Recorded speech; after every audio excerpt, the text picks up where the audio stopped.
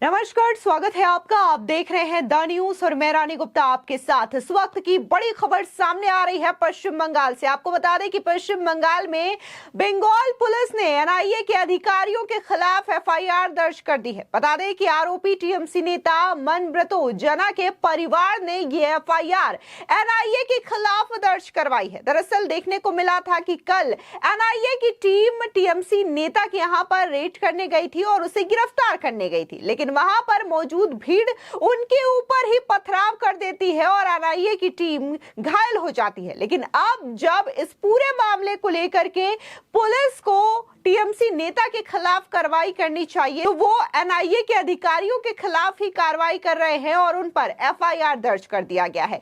दरअसल आरोपी टीएमसी नेता मनब्रतो जना के परिवार ने ये कहा है कि अचानक से एनआईए के अधिकारी रात में आते हैं और बिना अपना परिचय दिए घर में घुसने की कोशिश करते हैं। ये बात एफआईआर में लिखवाई गई है। आपको बता दें, जिस तरीके से ये मामला कल हुआ था, एनआईए की टीम पर हमला, इस पर ममता बनर्जी ने भी सवाल उठा दिया था। उनका कहना था कि आखिर रात को एनआईए की टीम जाने की वहां पर क्या आवश्यकता थी, जहां पर ममता बनर्जी को संज्ञान लेना चाहिए था और पुलिस को यह हिदायत देनी चाहिए थी कि आखिर एनआईए की टीम पर हमला किसने किया और इसके खिलाफ कार्रवाई करवानी चाहिए, तो वहीं पर ममता बनर्जी उल्टा यहां पर जांच एजेंसियों की कार्रवाई पर ही सवाल उठाने लगी। आपको बता दें, दरअसल पश्चिम बंगाल के पूर्वी मिदनापुर जिले के भूपति नगर में शनिवार सुबह एनआईए की एक टीम पर हमला हुआ था। एनआईए अधिकारी टीएमसी के एक नेता के घर पर 2022 में हुए विस्फोट मामले की जांच के लिए पहुंचे थे। तभी उग्र भीड़ ने उनकी कार पर पत्थरबाजी शुरू कर दी, जिससे गाड़ी की विंड स्क्रीन क्षतिग्रस्त हो गई और उसमें सवार एक अधिकारी घायल भी हो गया था।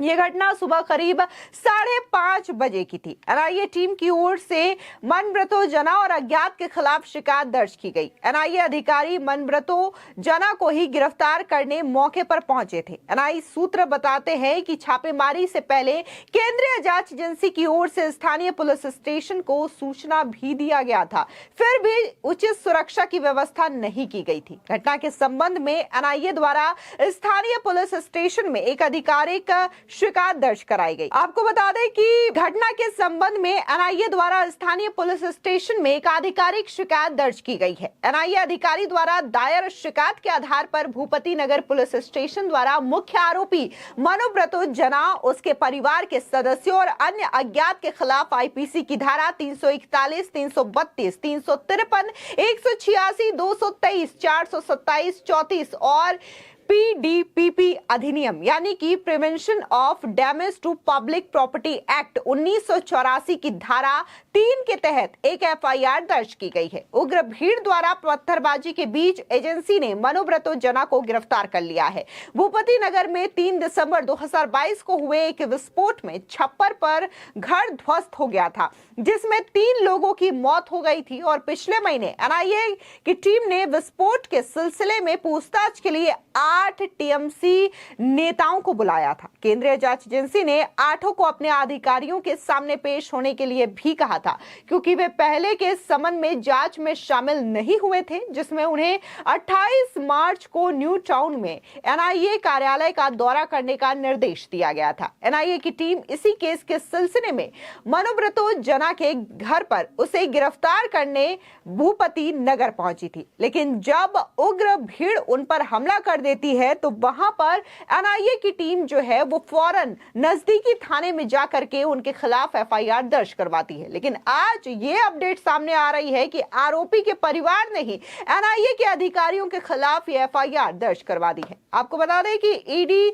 सीबीआई, इनकम टैक्स या फिर एनआईए, ये ऐसी केंद्रीय जांच एजेंसियां हैं जो कि सबसे ज्यादा ताकतवर मानी जाती है, लेकिन ये केंद्रीय जांच एजेंसियां पश्चिम बंगाल में जाकर पूरी तरीके से पस्त पड़ जाती है। इसका एक उदाहरण एक बार फिर से देखने को मिलता है, जब पश्चिम बंगाल में ही एनआईए की टीम पर अटैक कर दिया जाता है। इसको लेकर हैरानी की बात यह है कि सीएम ममता बनर्जी ने एनआईए की टीम के अधिकारियों से ही पूछ लिया कि आखिर इतनी रात में जाने की जरूरत ही क्या थी। बता दें कि एनआईए की टीम के अधिकारियों को तो हमले का सामना करना ही पड़ा, बल्कि उनके साथ गए केंद्रीय बलों के जवानों को भी हमले के बीच मुश्किलों का सामना करना पड़ा। एनआईए के अधिकारी की शिकायत पर मामले में पुलिस ने एफआईआर दर्ज की। साथ ही चुनाव आयोग ने राज्य के प्रशासन से इस हैरान करने वाले मामले को लेकर रिपोर्ट की भी मांग की है।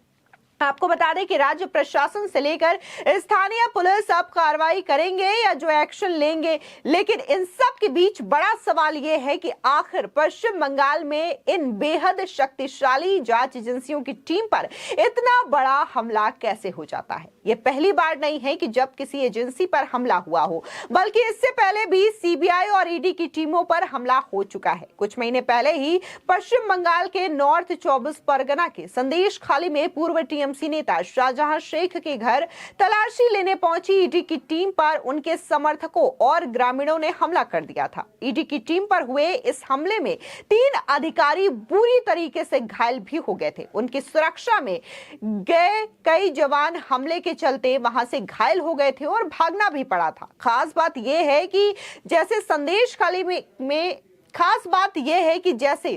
खाली में ईडी की टीम पर हमले के बाद सीएम ममता बनर्जी ने अपने ही नेता का बचाव किया था, ठीक उसी तरीके से आज भी सीएम ममता बनर्जी ने ग्रामीणों का ही बचाव किया और एनआईए पर सवाल खड़े कर दिए कि आखिर एनआईए की टीम रात में क्यों गई। ग्रामीणों ने वही किया जो किसी अजनबी को अपने इलाके में रात में देखने पर करना होता है। सीएम ने यह भी कहा कि एनआईए की टीम को स्थानीय पुलिस को बताने के बाद जाना चाहिए था, जिससे सुरक्षा के इंतजाम किए जा सके। लेकिन यहाँ पर एनआईए के अधिकारियों का कहना है कि उन्होंने यहाँ पर रेड करने से पहले ही उनके नजदीकी थानों के पुलिस को कॉन्टैक्ट किया था, बाकायदा इस तमाम चीजों के बारे में उन्हें बताया भी था। आपको बता दें कि ममता बनर्जी समय समय पर ईडी और एनआईए की टीमों पर होने वाले हमलों का बचाव करती रही हैं। वे खुद एक वक्त सीबीआई के खिलाफ धरने पर बैठ चुकी हैं। बता दें कि साल 2019 में शारदा चिटफंड मामले में तत्कालीन कोलकाता पुलिस कमिश्नर राजीव कुमार से पूछताछ करने के लिए सीबीआई की टीम उनके आवास पर पहुंची थी।